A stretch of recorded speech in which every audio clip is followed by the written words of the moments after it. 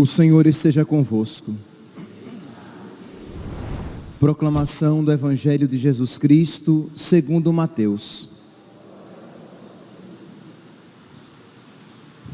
Depois que os magos partiram, o anjo do Senhor apareceu em sonho a José e lhe disse: levanta-te, pega o menino e sua mãe e foge para o Egito. Fica lá até que eu te avise, porque Herodes vai procurar o menino para matá-lo. José levantou-se de noite, pegou o menino e sua mãe e partiu para o Egito. Ali ficou até a morte de Herodes, para se cumprir o que o Senhor havia dito pelo profeta: do Egito chamei o meu filho. Quando Herodes percebeu que os magos o haviam enganado, ficou muito furioso. Mandou matar todos os meninos de Belém e de todo o território vizinho, de 2 anos para baixo, exatamente conforme o tempo indicado pelos magos. Então se cumpriu o que foi dito pelo profeta Jeremias. Ouviu-se um grito em Ramá, choro e grande lamento. É Raquel que chora seus filhos e não quer ser consolada, porque eles não existem mais. Palavra da salvação.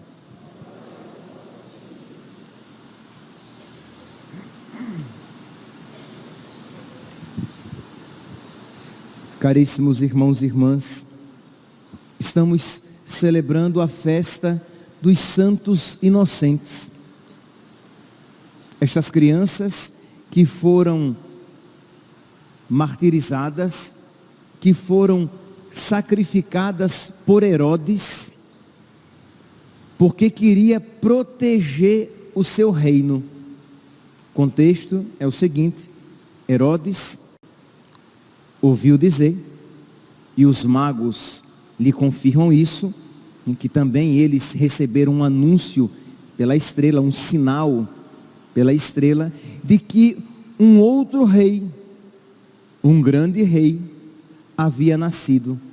E Herodes, rei, com medo de perder o seu reino, desejou a morte daquele rei enviado por Deus. Meus irmãos, Herodes então, querendo matar Jesus, ele mata todos aqueles que se assemelham a Jesus, isto é, crianças com 2 anos para baixo. Não é esta a mesma atitude do diabo? Isto é, o diabo, ele odeia Jesus, e como não pode atingir Jesus, que agora está na glória, como ele não pode atingir Jesus, ele então atinge aqueles que lhe são semelhantes, aqueles que lhe estão próximos. Como ele não pode atingir a cabeça, ele então persegue os membros do seu corpo, que é a igreja. Então esta mesma atitude de Herodes e o diabo, e que nós veremos, meus irmãos, que de alguma maneira esta atitude também, infelizmente, não poucas vezes se aplica também a nós.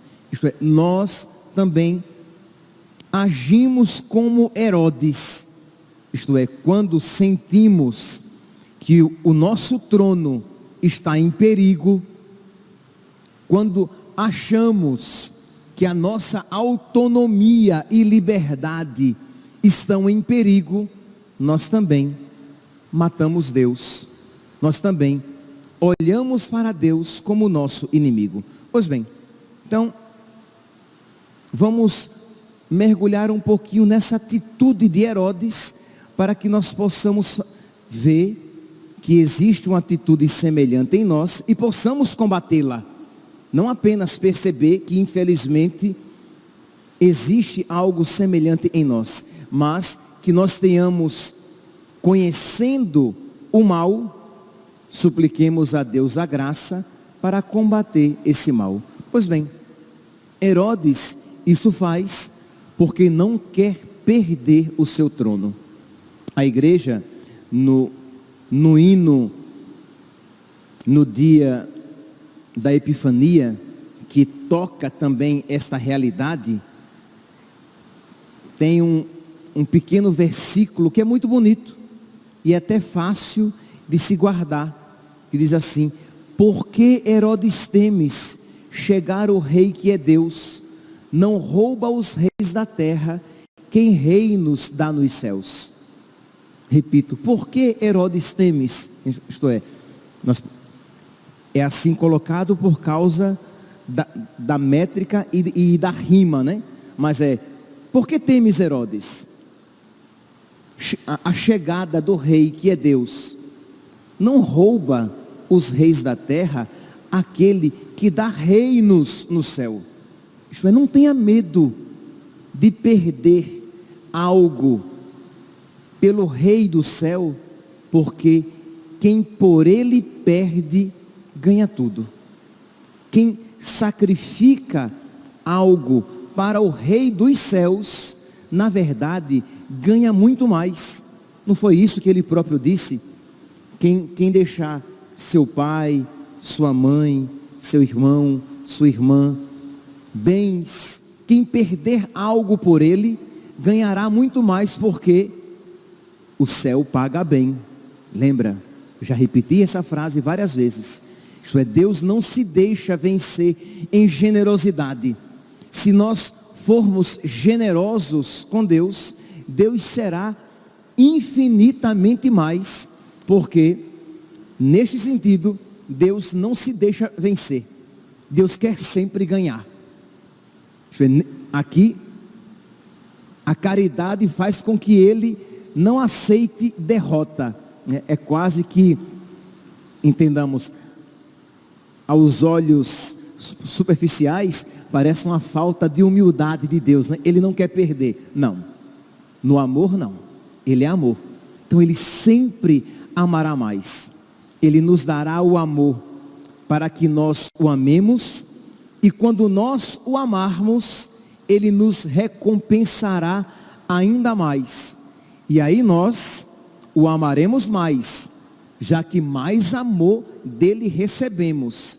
E quando o amarmos mais, mais ainda Ele nos amará, já que Ele não se deixará vencer em medida de amor. E aí, esse círculo virtuoso, este círculo amoroso, crescerá cada vez mais.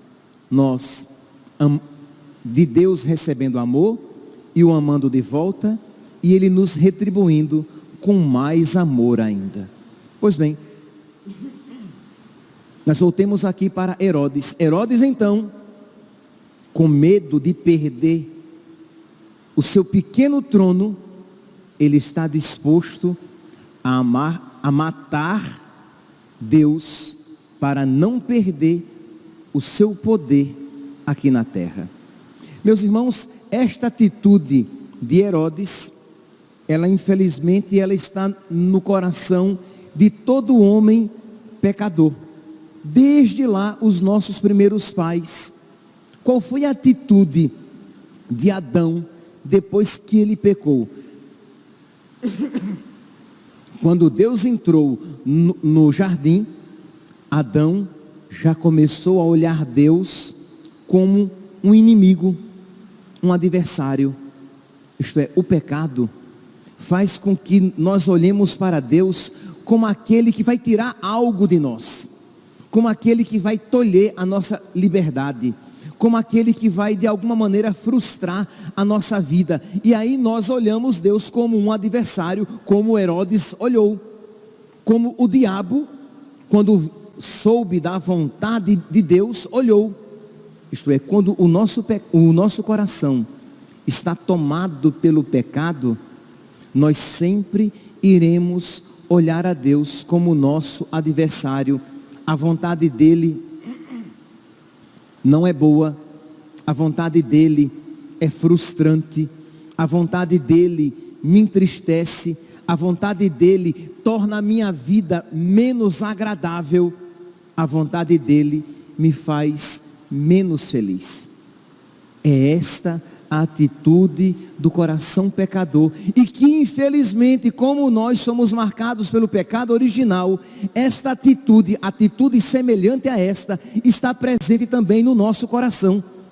Isto é, nós tendemos a, quantas vezes, misericórdia, pessoas já disseram, bem que isso não poderia ser pecado, né? Bem que Deus poderia querer diferente, né? Bem que Deus poderia agir de um modo diferente daquele que Ele tem agido. Ora, quando isso você diz, você está de alguma maneira vendo na vontade atual de Deus para a sua vida como algo mau. Você está vendo, quando isso você diz, você está vendo nos mandamentos de Deus, pelo menos algo não tão perfeito assim, bem que poderia ser diferente. E aí, se você perseverar na busca da graça, você vai, mesmo com lágrimas, submetendo a sua vontade à de Deus, fazendo morrer o homem velho, a mulher velha que existe em você,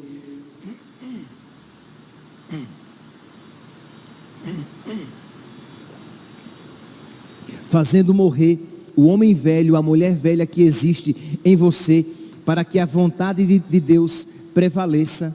Mas, se você não for piedoso, se você não estiver buscando a graça, você vai matar Deus no seu coração.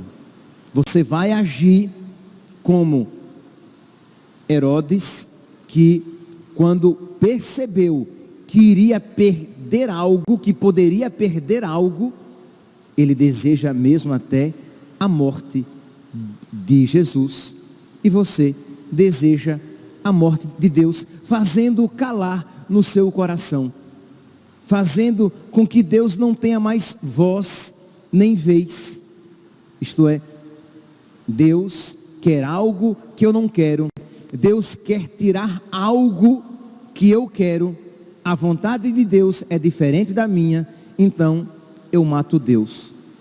Eu sei que você não vai dizer com essas palavras, eu mato Deus, mas a sua atitude será essa, quando você conscientemente coloca a sua vontade acima de Deus, coloca-se a si mesmo acima de Deus, e não está disposto a, por causa de Deus, perder algo, sabendo que quem por Deus perde algo, na verdade ganha tudo.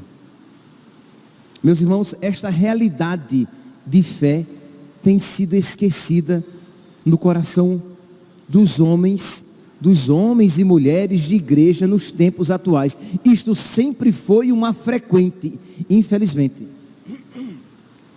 Isso sempre esteve presente, mas de uns tempos para cá, isso se tornou mais evidente, mais até aceitável, mais presente nos bancos da igreja, às vezes até mesmo em cadeiras mais dignas do que os bancos da igreja. Isto é, esta atitude de estar disposto a matar Deus, a calar Deus, a expulsar a vontade de Deus da minha vida, para que a minha vontade, para que o meu querer estejam em primeiro lugar. Ora, vamos agora fazer uma aplicação bem prática. Herodes viu que iria perder algo por causa do rei que era Deus, e Herodes manda matar o rei que era Deus. Nós, quando vemos que a vontade de Deus não se adequa à nossa, nós também matamos Deus no nosso coração, para que Ele não nos inquiete com a sua vontade. Não é esta atitude, por exemplo, daquele católico que diz querer ser católico, mas calando Deus, a sua vontade e os seus mandamentos. Então, ele rouba, ele trai a sua esposa ou trai o seu marido, ele faz coisas que atentam diretamente contra os mandamentos de Deus, não está disposto a renunciar nada por causa de Deus. O que é que ele está fazendo senão matando Deus no seu coração? Isto é, ele não quer perder nada. Se Herodes tivesse compreendido que se ele estivesse disposto a sacrificar algo, muito mais ele ganharia, ele não precisaria querer matar Deus, matando aquelas crianças, mas ele não queria perder algo. Se o coração pecador se convertesse e estivesse consciente de que quando nós renunciamos a algo que nos é caro, mas contrário à vontade de Deus, nós ganhamos muito mais, nós não precisaríamos matar Deus no nosso coração. Era só renunciar, se converter, se arrepender e confessar. Era só voltar-se para Deus. A primeira leitura de hoje diz de uma maneira tão bonita: meus filhinhos, escrevo isto para que não pequeis. No entanto, se alguém pecar, temos junto do Pai um defensor. Isto é, você percebeu que existe essa inimizade no seu coração? Você percebe que existe esta atitude de revolta contra Deus no seu coração? Você percebe que o pecado está presente no seu coração? Se volte para Deus, peça perdão. Nós temos um defensor, Jesus Cristo, o justo.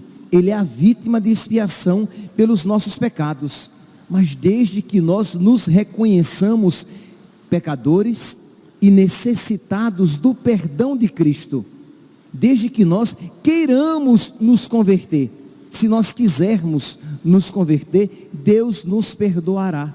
Ele é o nosso defensor, Ele é o justo, Ele é a vítima de expiação pelos nossos pecados. Mas nós queremos reconhecer que são pecados, nós queremos pedir o perdão de Deus e suplicar que Ele nos reconcilie com Ele novamente, ou nós queremos colocar goela abaixo de Deus a nossa vontade, isto é, obrigando a aceitar a nossa vontade. E qual é a nossa vontade? Não renunciar nada. Eu não quero perder nada, eu não quero abandonar coisa alguma. Foi esta atitude de Herodes, que viu que de alguma maneira, se aquele rei, se ele aceitasse aquele rei, ele de alguma maneira, entre aspas, perderia algo do seu reinado, mas ele ganharia infinitamente mais. Ele seria o rei de Israel, que acolheu o rei Deus, o rei Messias. Mas como ele não queria perder nada, ele esteve disposto a matá-lo, e para matá-lo, matar todas as crianças de 2 anos abaixo. Quando o católico então não quer renunciar nada, ele mata Deus no seu coração e vai matando todos os dons que Deus misericordiosamente semeou no seu coração. Então é aquele católico que quer continuar tendo uma vida mundana, se dizendo católico. É aquele católico que pensa que é católico, mas que vive a sua vida contrária ao Evangelho, traindo a sua esposa, traindo o seu marido, que vive como um homossexual, que vive sendo desonesto e maltratando as pessoas e não querendo mudar de vida, pensa que pode permanecer na paz, pensa que pode permanecer no seu trono, na sua vontade, e mesmo assim assegurar a salvação eterna. Herodes pensou que permaneceria no trono se matasse aquele rei que lhe parecia adversário, quando na verdade, quando isso ele fez, ele perdeu não apenas o seu trono, mas inclusive a sua alma. Peçamos, meus irmãos, peçamos hoje, neste dia em que a igreja celebra os santos inocentes, que eles intercedam por nós, para que nós não tenhamos medo de perder nada. Quem perde algo por causa de Deus, ganha tudo. Os santos inocentes perderam a vida e eles ganharam muito mais. Se Herodes estivesse disposto a perder algo, ele seria lembrado como um rei justo, mas é lembrado como um rei maldito que matou tantas crianças. Peçamos então hoje nesta celebração e durante todo este dia e quem sabe durante toda esta oitava de Natal, a graça de renunciar a algo. Só assim os nossos braços estarão livres para segurar o menino. Quem está cheio de pacotes nos braços, segurando muitas coisas nas mãos, não pode segurar o menino, mas é só tendo se despojado de tudo aquilo que ocupa espaço na nossa vida, nós podemos com alegria segurar aquele menino e ver que se temos Deus, temos tudo. E quem renunciou coisas para tê-lo nos seus braços, ganhou infinitamente mais. Que esta luz, que esta sabedoria ilumine os nossos olhos e guie as atitudes do nosso coração. Louvado seja nosso Senhor Jesus Cristo, para sempre seja louvado.